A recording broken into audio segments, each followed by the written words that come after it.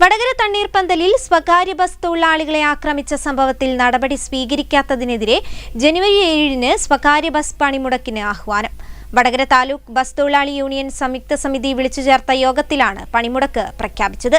തണ്ണീർപ്പന്തലിന് സമീപം സിസി മുക്കിൽ കാറിലെത്തിയ സംഘം അശ്വിൻ എന്ന സ്വകാര്യ ബസ് തടഞ്ഞ് ജീവനക്കാരെ മർദ്ദിച്ച സംഭവത്തിൽ നടപടി ആവശ്യപ്പെട്ടാണ് പണിമുടക്ക്.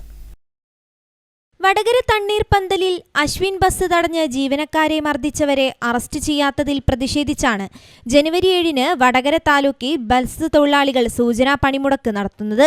10 മുതൽ അനിശ്ചിതകാല പണിമുടക്ക് നടത്താനും വടകര താലൂക്ക് ബസ് തൊഴിലാളി യൂണിയൻ സംയുക്ത സമിതി യോഗം തീരുമാനിച്ചു. സൂചനാ പണിമുടക്ക് ദിവസം കണ്ണൂർ, കോഴിക്കോട് റൂട്ടിലെ ബസ്സുകൾക്ക് സർവീസ് നടത്താമെന്നും തീരുമാനമായി.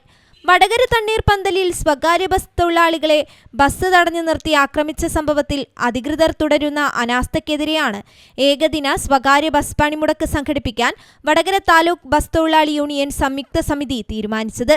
സാമൂഹ്യവിരുദ്ധരുടെ ക്രൂരമായ ആക്രമണത്തിനിരയാകുന്ന ബസ് തൊഴിലാളികളോട് മാനുഷിക പരിഗണന നൽകാൻ അലംഭാവം കാണിക്കുന്ന നടപടി അങ്ങേയറ്റം അപലപനീയമാണെന്ന് യോഗം അഭിപ്രായപ്പെട്ടു. ഡിസംബർ 12-നാണ് വടകര തണ്ണീർപ്പന്തലിന് സമീപം സിസി മുക്കിൽ കാറിലെത്തിയ സംഘം അശ്വിൻ എന്ന ബസ് തടഞ്ഞ് ജീവനക്കാരെ മർദ്ദിച്ചത്.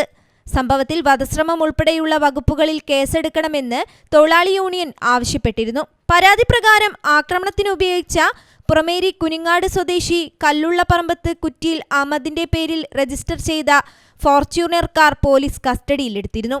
എന്നാൽ സംഭവത്തിന് പിന്നാലെ ഡ്രൈവർ ഉൾപ്പെടെയുള്ള 3 പ്രതികളും ഒളിവിൽ പോയതായാണ് പോലീസ് നൽകുന്ന വിവരം. എന്നാൽ വേണ്ടത്ര ഗൗരവത്തിൽ പോലീസ് ഇത്തരം കേസുകളെ കാണുന്നില്ലെന്ന ആക്ഷേപം ബസ് തൊഴിലാളികൾക്കിടയിലുണ്ട്. ബസ് ജീവനക്കാരായ അരൂർ സ്വദേശി ഡ്രൈവർ ഹരികൃഷ്ണൻ, വള്ളിയാട് സ്വദേശി കണ്ടക്ടർ മിഥുൻ എന്നിവരാണ് മർദ്ദനത്തിനിരയായത്. അക്രമത്തിൽ കണ്ണിന് സാരമായി പരിക്കേറ്റ മിഥുൻ കോഴിക്കോട് മെഡിക്കൽ കോളേജ് ആശുപത്രിയിൽ ചികിത്സ തേടിയിരുന്നു. കാറിന് സൈഡ് കൊടുത്തില്ലെന്നാരോപിച്ചാണ് ആക്രമണം നടത്തിയത്. തണ്ണീർപ്പന്തലിന് സമീപം സിസി മുക്കിൽ ബസ് തടഞ്ഞു നിർത്തി അസഭ്യം പറയുകയും മർദ്ദിക്കുകയുമായിരുന്നുവെന്നാണ് ബസ് ജീവനക്കാർ പോലീസിന് നൽകിയ മൊഴിയിൽ പറയുന്നത്. News bureau, Vadakara.